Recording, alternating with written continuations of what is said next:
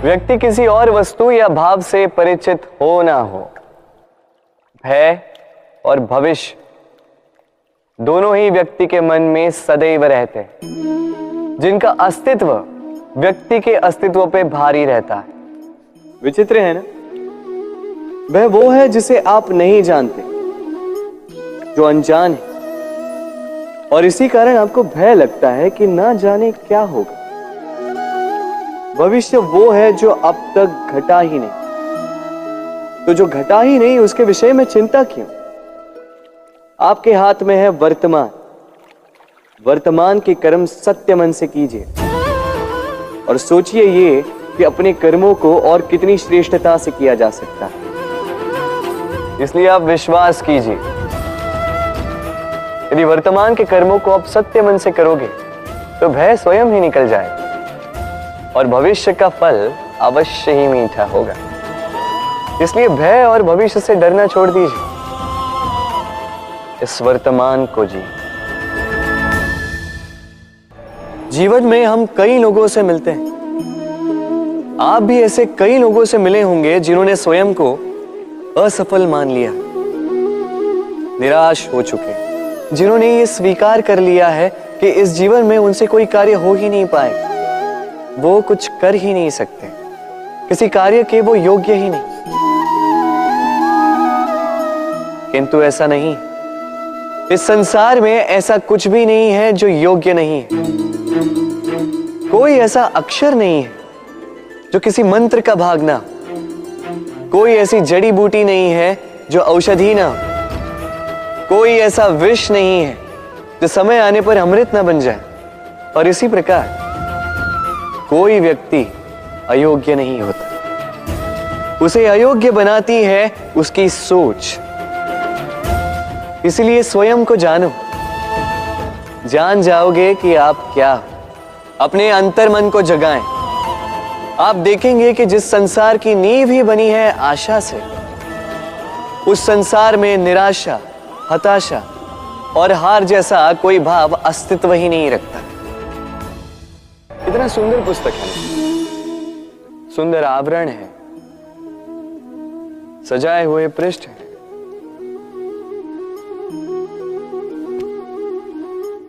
किंतु क्या ये सत्य में अद्भुत पुस्तक कहलाने की पात्र है? क्या इसमें जो लिखा है वो सत्य है, प्रेरणादायी है, हमारे लिए मूल्यवान है? कैसे निश्चय लिया जाए इस बात का? अब आप सोचेंगे कि सीधी सी बात है, आवरण को देख के पुस्तक की गुणवत्ता कैसे जानी जा सकती? इसके लिए तो आपको उसे पढ़ना होगा, उसे समझना होगा, समय देना होगा, है ना? बिल्कुल उचित सोच रहे हैं आप। बस आश्चर्य की बात यह है कि पुस्तक के विषय में आप ये सारी बातें जानते हैं, किंतु किसी व्यक्ति के विषय में आप ये सारी बातें मन में नहीं लाते। व्यक्ति का मूल्यांकन भी उसके वस्त्रों से, उसके शारीरिक रूप से या उसकी सुंदरता से नहीं किया जा सकता।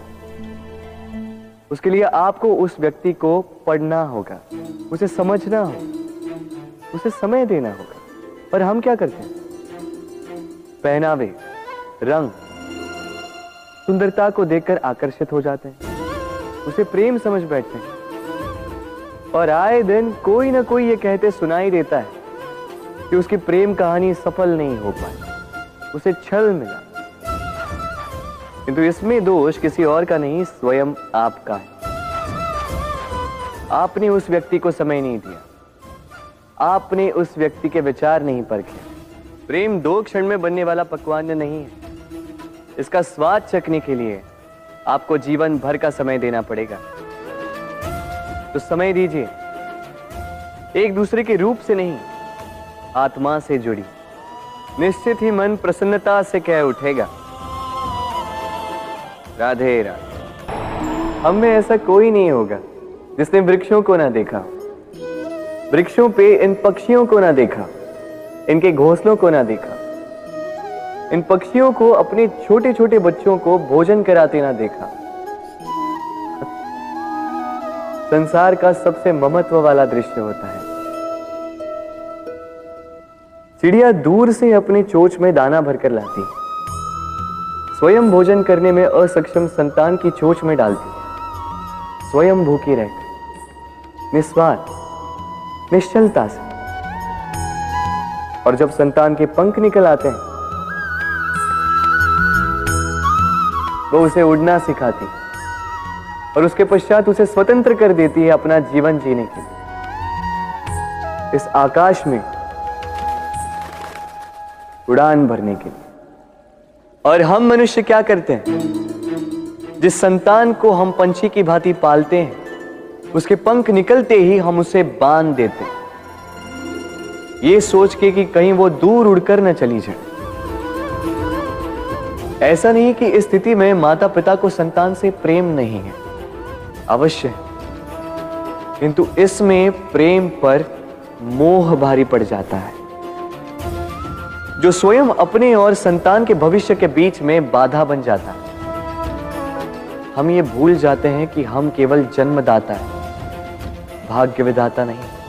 तो जब प्रेम में मोह आ जाए तो वो प्रेम नहीं, स्वार्थ बन जाता है।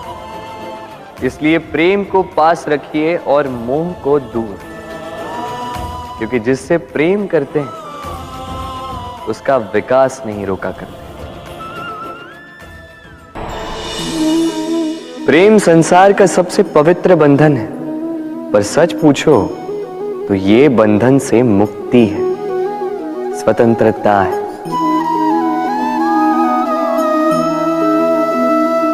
नहीं समझे? समझाता हूं। यदि कोई आपका प्रेम ठुकरा दे, यदि कोई आपका प्रेम समझ ही ना पाए, तो क्या होगा? कुछ उदास हो जाएंगे, कुछ छल करके प्रेम पाना चाहेंगे, तो कुछ बलपूर्वक प्रेम पर अधिकार करना चाहेंगे।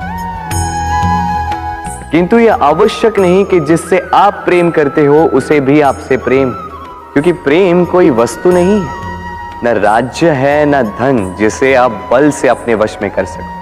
प्रेम वो शक्ति है जो आपके लिए हर बंधन तोड़ सकती है, किंतु स्वयं किसी बंधन में नहीं फंसती। तो जिससे भी आप प्रेम करते हो उसे स्वतंत्र छोड़ दीजिए, क्योंकि स्वतंत्रता ही वो भाव है जो जीव को सबसे अधिक प्रिय है। प्रेम सच्चा होगा तो उसे अवश्य समझ में आए। तब तक के लिए निस्वार्थ भाव से प्रेम कीजिए, स्वार्थ हट जाएगा तो प्रेम आ ही जाएगा और मन प्रसन्न होकर बोलेगा, राधे राधे। जब भी प्रेम की बात आती है, हम सबसे पहले मन में एक नायक और एक नायिका का चित्रण कर लेते हैं। क्यों? आपके साथ भी यही होता है ना? पर क्या प्रेम केवल नायक नायिका के आकर्षण का बंधन है?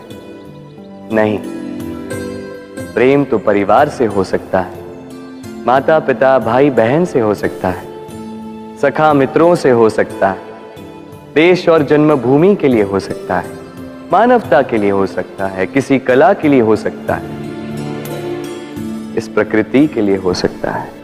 पर प्रेम कभी उस पन्ने पर लिखा ही नहीं जा सकता जिस पर पहले ही बहुत कुछ लिखा हो। जैसे एक भरी मटकी में और पानी आ ही नहीं सकता।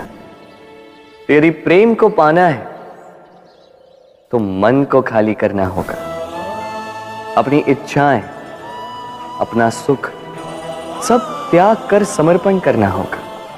अपने मन से व्यापार हटा दो, तभी प्यार मिलेगा और मन प्रसन्न होकर बोलेगा, राधे राधे।